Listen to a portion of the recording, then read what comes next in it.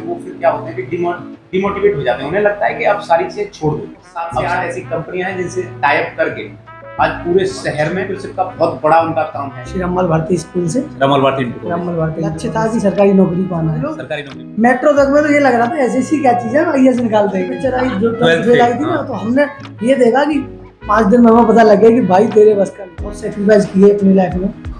एक ग्रेजुएशन के बाद उन्होंने पढ़ाई छोड़ी और वो कस्टमर उस आइटम का था जिसपे दुकानदार उसका फोकस होता है। पहले हमने जिन कंपनियों का काम लिया उनका काम यहाँ जीरो था। फिर पद्मावती पाइपिंग में पद्मावती पाइप्स के साथ काम किया। व्हाइट पूल हमें देना है पर्पल, तुमने पर्पल के बेनिफिट्स दिखाए। जो खुद में बहुत बड़ा ब्रांड है, क्योंकि डिस्ट्रीब्यूटर से सीधी कंपनी से 100+ रिटेल काउंटर है जो हम पे भरोसा कर डिस्ट्रिक्ट के लिए, कुछ कंपनियों की 5 डिस्ट्रिक्ट के लिए है। और ओसवाल जैसी कंपनी आज हमारे पास मिड यूपी का काम, अब 1980 से काम कर रहे हैं। 80 से काम कर रहे हैं। नमस्कार दोस्तों, आपका एक बार फिर से स्वागत है हमारे YouTube चैनल सच तक पर। देखिए, हम लगातार जिन एपिसोड में बात कर रहे हैं, अब हम बात करेंगे एक ऐसे नए शख्स से। आपने देखा होगा कि होता क्या है कि हम लोग पढ़ाई की तैयारी करते हैं, लगातार ऐसे लगे रहते हैं कि हमें नौकरी चाहिए। एसएससी के लिए किसी सेंटर के साथ साथ और भी ऐसे एग्जाम हैं जिनकी कंपटीशन की आप तैयारी करते हैं और नहीं हो पाता है। तो मैंने बहुत से युवाओं को देखा है कि वो फिर क्या होते हैं कि डिमोटिवेट हो जाते हैं। उन्हें लगता है कि अब सारी चीज़ें छोड़ दो, अब शायद आगे कुछ नहीं हो सकता। और खुद की लाइफ को क्या करते हैं, कोई अपने डॉक्यूमेंट्स फेंक रहा है, कोई खुद को परेशान कर रहा है, कोई गलत चीज़ों में पड़ जाता है। तो इनमें करना क्या है कि हम आज एक ऐसी शख्सियत से बात कराएंगे जहां 3 से 4 साल तक लगातार मेहनत करी, लगा के अब कुछ नहीं हो सकता। फिर अपने बिजनेस को सेटअप किया और एक नया मुकाम दिया। और आज मैं बताना चाहूँगा कि लगभग आपके एटा डिस्ट्रिक्ट से लगभग 7 से 8 ऐसी कंपनियां हैं जिनसे टाई अप करके आज पूरे शहर के पास जितने कस्बे हैं उन सब कस्बों में लगातार अपने सामान से या फिर मान लीजिए उन कंपनियों के सामान को प्रोवाइड कराते हैं। और डिस्ट्रीब्यूटरशिप का बहुत बड़ा उनका काम है। और मुलाकात करिए जरा, हमारे साथ मौजूद हैं प्रफुल्ल भारद्वाज जी। नमस्कार सर। नमस्कार। तो आपका हमारे इस चैनल पर आपका स्वागत है। धन्यवाद। अच्छा सर, आप पहले हमारे दर्शकों को जरा अपने बारे में थोड़ा सा बताएंगे, उसके बाद हम आगे चर्चा करते हैं। मेरा नाम प्रफुल्ल भारद्वाज है और निवासी में शांति नगर से निवास करता हूँ। शिक्षा मेरी एकेडमिक एटाई से रहा है, श्री रमल भारती स्कूल से, रमल भारती इंटर कॉलेज से। और ग्रेजुएशन भी मेरी एटाई से हुई है। बाकी का बिजनेस वगैरह में कोई आने का रुचि नहीं थी। रुचि तो केवल एक लक्ष्य था कि सरकारी नौकरी पाना है। सरकारी नौकरी पाना है। अच्छा, जो अक्सर अगर एक हर आम बच्चे का होता है। हाँ, लगभग आप जैसे ग्रेजुएशन कंप्लीट करते हैं और इवन इंटर पास करते हैं, उसके बाद से आपके ये बन जाता है किसी भी यूथ का कि, और हमारा जो लक्ष्य था वो था एसएससी के लिए, स्टाफ सर्विस सिलेक्शन के लिए। तो एसएससी में भी सीजीएल के हमने लगभग मेरे और मेरे दोस्त हैं दोनों ने सीजीएल के लिए अप्लाई करना शुरू किया, मेहनत करनी।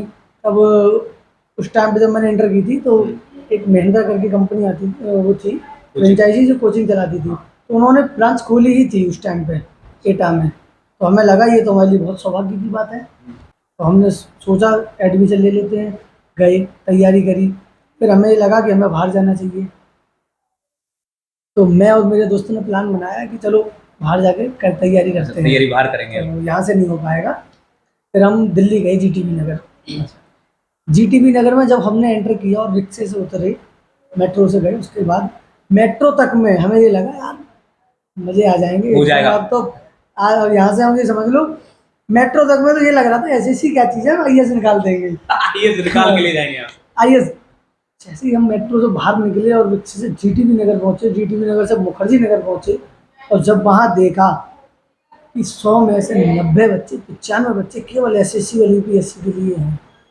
तो हमने उनकी बातें सुनी, उनके मतलब जैसे 12th पिक्चर आई, जो 12th फेल आई थी ना, तो हमने ये देखा कि आप कितनी साल हो गई कि सर भैया मुझे तो मतलब वो बेटा कह रहे हैं उसे इस पर पहुँच गए। मैं यूथ था, बिल्कुल इंटर करके गया था, ग्रेजुएशन भी मेरी कंप्लीट नहीं थी, मैं केवल तैयारी के लिए निकल गया था। क्योंकि ग्रेजुएशन मांग, तो उन्होंने कहा वहाँ के हो जाएगी तब तक। और मैं निकल गया। मैं जब निकल गया तो वहाँ जाके हम लोग गए, तो ना मुझे आज 9 साल हो गई, मुझे 10 साल हो गई, मुझे 5 साल हो गई, कोई 35 का हो गया। 25 से तैयारी शुरू करी, 22 से तैयारी शुरू करी, 35 का हो गया, उसका लास्ट अटेम्प्ट है। यार कैसे होगा? अरे हो जाएगा यार, हम कर लेंगे, इनसे नहीं हुआ तो क्या हुआ, हम कर लेंगे। हम लग गए। फिर हम लगभग एक डेमो लिया पहले, 1-2 दिन। फिर हमने 5 दिन वहाँ रहे। 5 दिन में हमें पता लग गया कि भाई तेरे बस का नहीं है यहाँ। क्योंकि ऐसा होता है, मुझे कहीं ना कहीं ऐसा लगता है बच्चा डिमोटिवेट बहुत जल्दी हो जाता है लोगों के मोटिवेशन को ना लेके। मैंने ये देखा कि वो हमसे ज़्यादा होशियार है, मतलब वो ले लेगा, हमसे नहीं हो पाएगा। मैं वहीं से हार गया, वहाँ से हार गया। तो मैंने कहा कहीं छोटी सिटी में चलते हैं, दिल्ली से नहीं निकलेगा, नहीं मिले। छोटी जगह पे चलते हैं। फिर मैं आगरा वापस आया, और एक संस्था थी, एक केडी कैंपस करके, मैंने उसमें तैयारी करी, पैरामाउंट में करी। इसका एक मुझे केडी कैंपस लगा कि यार यहाँ पे क्या है, टीचर हमारी सुन लेगा, हम बोल पाएंगे। हमने वहाँ तैयारी शुरू कर दी। तैयारी शुरू करने के बाद लगे रहे। अब दिक्कत ये थी, मेरे साथ वाले का सिलेक्शन हो गया यूपी पुलिस में। अच्छा। तब उस समय ये लग रहा था कि जिसमें भी मिल जाए उसमें ले लो, एक सरकारी नौकरी हो जाएगी, बैकअप सही हो जाएगा, बैक तो अपन करते रहेंगे। उसका सिलेक्शन हो गया और मेरे पे प्रेशर बर्डन बढ़ गया।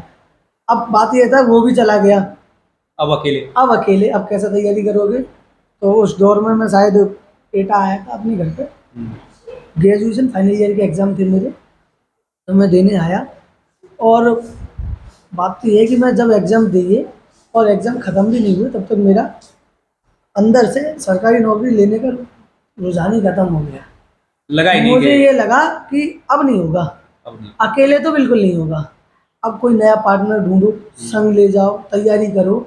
लेकिन जो दम उसने दी पढ़ाई करने में, खाना बनाने में, रात में बना रहे हैं, खा रहे हैं, 2 बजे खिचड़ी बना रहे हैं, 3 बजे सो रहे हैं, 5 बजे उठ रहे हैं, 7 बजे ट्यूशन है, 10 बजे आ रहे हैं, फिर पता ही नहीं लग रहा क्या करना है क्या नहीं करना है। और फिर हमें ये लगा कि अगर हम इतनी मेहनत करके सरकारी नहीं ले पाए, तो अकेले तो कैसे भी नहीं ले पाएंगे। और मुझे लगा कि अब कुछ नहीं होगा, अब कुछ भी नहीं होगा, और कभी बैठे ही नहीं बिजनेस में। तो पापा, ये लगता था यार पापा है, भैया है, वो कर ही लेंगे। और इवन भैया ने तो बहुत सेक्रीफाइस किए अपनी लाइफ में। एक ग्रेजुएशन के बाद उन्होंने पढ़ाई छोड़ी, पर उन्होंने बिजनेस संभाला, और पापा अकेले थे, तो पापा की भी जिम्मेदारियां उन्होंने अपने सिर पर ली, कंधों पर ली। उसको लेके बढ़े तो उन पे तो वजन और भी बढ़ गया। अब उन पे पहले से ही इतना वजन था, सिस्टर की पढ़ाई थी, सब कुछ था। और इतना सब होने के बाद मुझे ये लगा कि अगर मैंने सरकारी नौकरी नहीं ली तो क्या होगा। मतलब पापा थे और भैया उस टाइम पे टीचर हो गए थे, तो लेकिन टीचर हो भी गए, लेकिन जिम्मेदारियां इतनी थी, सिस्टर की शादी थी और सब कुछ था, तो क्या ही कर लेगा कोई एक पारिवारिक आदमी चीजें इतना, इतनी जुड़ी हुई थी। इतना एक, मतलब आज महंगाई की दौर में एक क्या नौकरी कर लेगा एक आदमी। तो मुझे लगा, लेकिन इतना टूट गया था शायद अंदर से सरकारी नौकरी को लेके कि फिर हिम्मत हो ही नहीं पाई। तो फिर मुझे लगा कि अब कुछ भी नहीं होगा।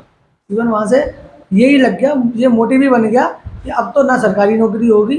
अब फिर ये लगने लगा कि ठीक है कुछ कर लेते हैं, कोई डिप्लोमा कर लेते हैं। तो मैंने प्रधानमंत्री कौशल विकास से एक डिप्लोमा किया कि कहीं प्राइवेट तो मिल ही जाएगी, प्राइवेट मिल जाएगी इस मुद्दे को लेके। फिर मैंने सोचा कि कहीं बीटेक वगैरह कर लेंगे, सब कर रहे हैं तो हम भी कर लेंगे। ज़्यादातर युवा मैं समझता हूँ इंटर के बाद बीटेक में ही जाता है, बीटेक के लिए या एसएससी के लिए, बैंकिंग के लिए जाता है। उस टाइम पे तो मैंने समझ लो एसएससी सीजीएल की सोच के जाने वाला लड़का एमटीएस के फॉर्म भर रहा था।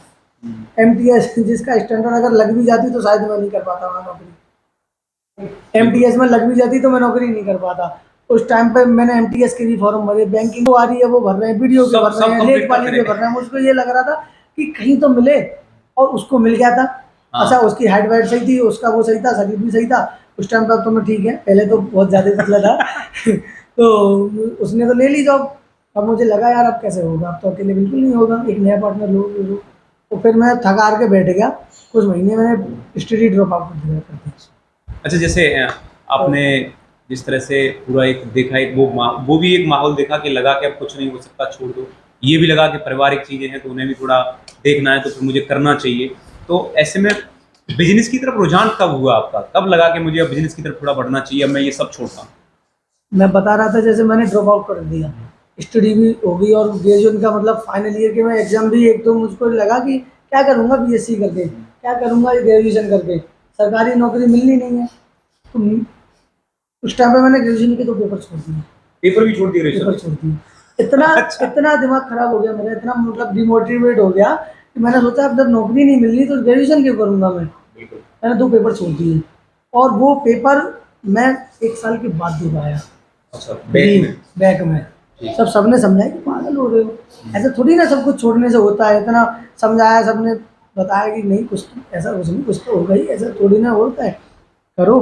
तो फिर ग्रेजुएशन के पेपर बाद में दिए। तो बिजनेस का ये था, पापा भैया लगभग चला रहे थे। अब भैया का स्ट्रगल देखो, स्कूल करके आते थे, हाँ। स्कूल जाना सुबह, स्कूल करना, स्कूल के बाद आके फिर बिजनेस को, फिर उस पर ध्यान देना, परचेज देखना, सेल देखना। तो मुझको ये लगा यार एक बंदा कितना क्या करेगा, उसका मतलब अपना 24 घंटे में 24 घंटे परिवार के लिए थे। स्कूल भी जाना, लौट के आना, दोपहरी में आ रहे हैं, लौट के सुबह जा रहे हैं, फिर दुकान पे बैठना, 1 घंटे का, 1 मिनट का, 1 सेकंड का आराम नहीं करना। स्कूल से सीधे दुकान पे आते थे, बैठना, सबकी खरीदी देखना, बिक्री देखना, माल क्या आ रहा है, क्या जा रहा है, क्या शॉर्ट है, कितना लोड। तो मैं बैठा था, मैं तो मतलब इसलिए घर वाले भेजते थे, चला जा थोड़ा सा माइंड फ्रेश रहेगा, घर पे कहाँ परेशान रहेगा। तो मैं चला जाता था। अब मैं जाके बैठ गया तो भैया के एफएससी में एक कस्टमर आया, पापा भी नहीं थे उस टाइम पे दुकान पे, पापा कहीं काम से गए थे, तो मैं बैठा था और मेरा दिमाग मतलब आराम से पीछे बैठा, हाँ, लड़के थे। तो ठीक मैं है। आया, कस्टमर बोला क्या चाहिए, तो कस्टमर जाने लगा। तो कहीं ना कहीं आपका काम तो आपका ही हाँ, है ना। लगता है थोड़ा सा। तो मैं उठ के आया, मैं क्या हो गया भैया क्या चाहिए। तो बोला कि अरे कुछ नहीं चाहिए यार, जी समझा ही नहीं पा रहा, पता नहीं पा रहे। मैंने उस कस्टमर को, और वो कस्टमर उस आइटम का था जिस पे दुकानदार उसका फोकस होता है, जैसे खेत वाली ट्यूबवेल समर होती है, हाँ। ट्यूबवेल समर का कस्टमर। और वो किसी से समझता नहीं है, उसको ये लगता है मैं बहुत बड़ी मतलब एक बड़े ह्यूज अमाउंट की सौदा लेने आता है, तो उसको ये लगता है मैं बहुत आइटम लेने आया हूँ। और उनके साथ लगभग 5 से 7 कस्टमर आते हैं वो। हाँ। अब 5-7 लोगों को कन्विंस करना, उनका सुनना, उनको समझाना और उनको अपनी सौदा देना। वो मांग कुछ रहे हैं, उनके बेनिफिट्स के हिसाब से उनके लिए सौदा चूज़ करना, उनको वो सौदा देना, उसके बारे में बेनिफिट्स बताना, उसको देना, उनको सैटिस्फाइड करना बहुत बड़ा काम था, बहुत बड़ा। मैं समझता हूँ। तो मेरा कुछ मतलब नहीं था, मोटिव नहीं था, लोग मैंने उनको समझाया, अपना आधा घंटा दिया, उनको मोटिवेट किया, उनको मतलब पूरा तरीके से उनको सेटिस्फाइड किया। तो उन्होंने बोला कि चलो ठीक है, फिर मैं ये वाली सौदा आपकी लेता हूँ। अच्छा, उन्होंने वो लेके गए और बाद में भैया आए तो उन्होंने बोला कि मैंने बताया ऐसे ऐसे ये एक समर बिक गई और ऐसे ऐसे उन्होंने कि कौन सी ले गए, उन्होंने कि यही मांगने आए थे। अब टचवुड हमने जो कंपनी आज तक ली है, पहले हमने जिन कंपनियों का काम लिया उनका काम यहाँ जीरो था, अच्छा। उनका टर्नओवर जीरो था, और हमने लेने के बाद उनको हमने अपनी साथ साथ उनका भी स्टैंड किया है। अच्छा, आपके पास जैसे अभी जो कंपनियां हैं, वो लगभग कौन-कौन सी कंपनियों से आपका टाई अप? अभी हम सबसे पहले हमने ओसवाल पंप्स के काम किया, ओसवाल। ओसवाल पंप्स, फिर पद्मावती पाइप्स, पाइपिंग में पद्मावती पाइप्स के साथ काम किया। ठीक। फिर एक बड़ा ग्रुप, जब हमने इन दोनों ब्रांड पे मेहनत करी, इन दोनों ब्रांड को, ये नई ब्रांड थे ये हमारी तरह, हाँ। इनको हमने जमाया अपने क्षेत्र में, अपने हमने स्टेबल किया, फेस वैल्यू क्रिएट करी, इनकी फेस वैल्यू क्रिएट करी, अपने साथ साथ इनकी भी फेस वैल्यू क्रिएट करी, कस्टमर को भरोसा दिलाया कि ये प्रोडक्ट आपके लिए फायदेमंद है। कस्टमर मांग रहा है, मान लो व्हाइट फूल हमें देना है पर्पल, तुमने पर्पल के बेनिफिट्स दिखाए, तब इसके जाके वो benefit- पर्पल की तरफ गया।